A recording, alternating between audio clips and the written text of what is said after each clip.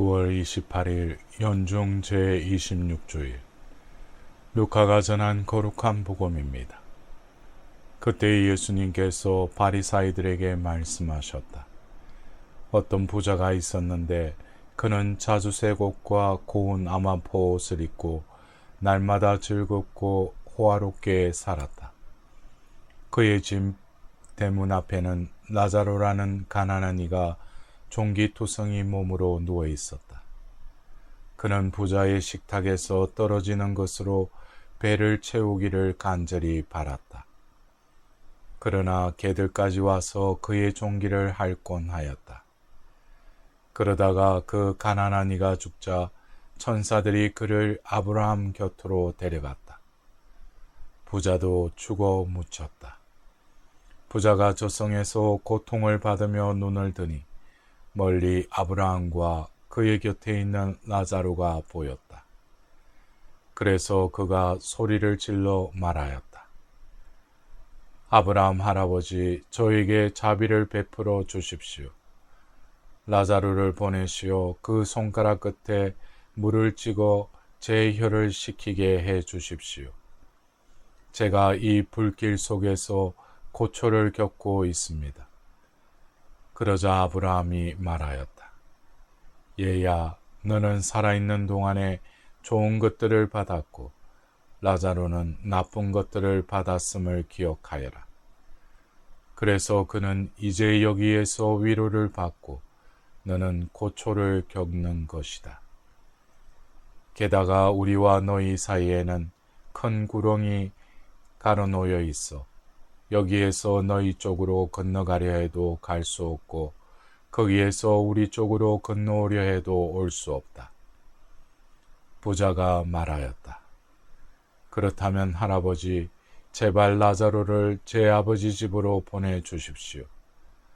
저에게 5 형제가 있는데 라자로가 그들에게 경고하여 그들만은 이 고통스러운 곳에 오지 않게 해 주십시오.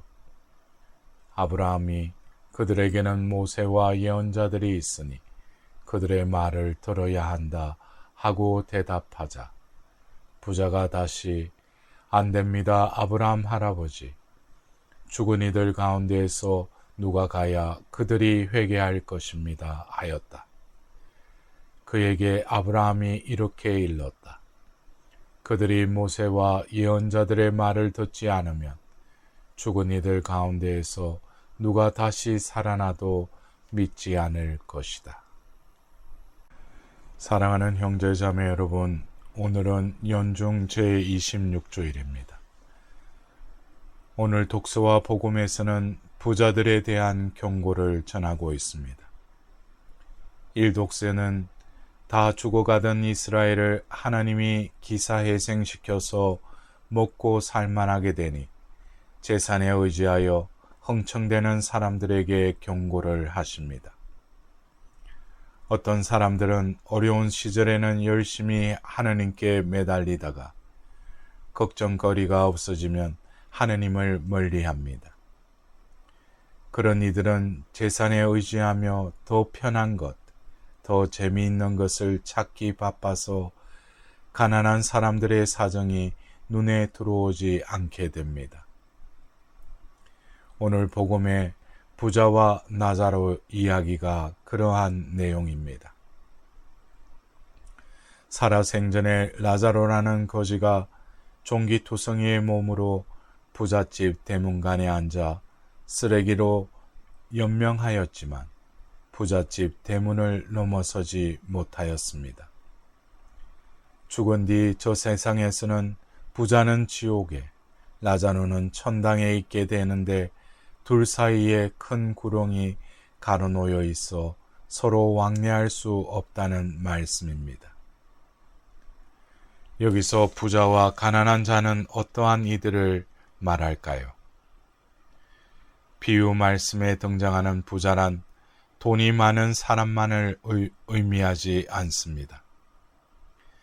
경제력과 무관하게 물질이 자신의 안전을 지켜준다고 생각하여 거기에 매달려 자기 자신만 생각하는 사람이 이 비유의 부자입니다.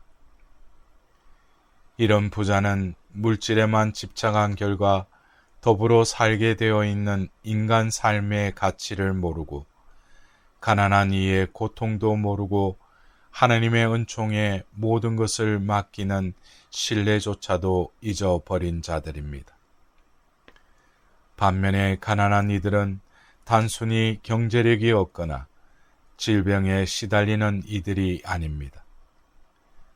세상의 참 주인이 재물이 아니라 하나님이심을 알고 주님 손에 모든 것을 맡기고 하나님의 사랑에 전적으로 의지하는 사람인 것입니다. 그런 의미에서 예수님께서 하신 행복하여라 가난한 사람들, 하나님의 나라가 너희들의 것이다 라는 말씀이 떠오릅니다. 따라서 부자에서 가난한 이로 회심하는 것이 행복의 길입니다. 즉, 자기 힘으로 세상의 재물에 의지하여 살아가는 태도에서 은총의 힘으로 하느님의 손길에 의지하는 삶으로의 전환이 예수님께서 세상에서 선포하신 회개입니다. 부자가 라자로처럼 변하기 위해 무엇이 필요할까요? 죽은 후에 부자와 라자로 사이에 큰 구렁이 가로놓여 있어서 왕래가 불가능하였습니다. 부자는 아직 살아있는 형제라도 회개할 것을 경고해 달라고 하자 그들은 모세와 예언자들이 있으니 그들의 말을 들어야 한다는 말씀을 하십니다. 부자가 그것으로는 안 된다고 하자 그들은 죽은 이들 가운데에서 누가 다시 살아나도 믿지 않을 것이다 라는 말씀이 이어집니다. 여기서 회개의 핵심이 제시됩니다. 모세와 예언자들에게 건네주신 말씀, 죽었다가 살아나신 예수님의 말씀, 곧 하느님의 말씀을 들어야 회심이 가능하다는 것입니다. 부자가 라자로가 되는 회심의 길, 재산이 아니라 하느님의 은총에 의지하는 삶으로의 변하는 말씀을 들음에 있습니다. 자신의 생각이나 계획을 내려놓고 주님의 말씀을 듣고 그를 따름이 회심입니다.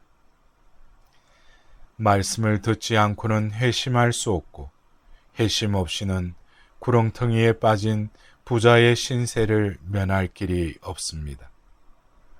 죽었어도 그 구렁을 건너갈 길이 없는 것입니다.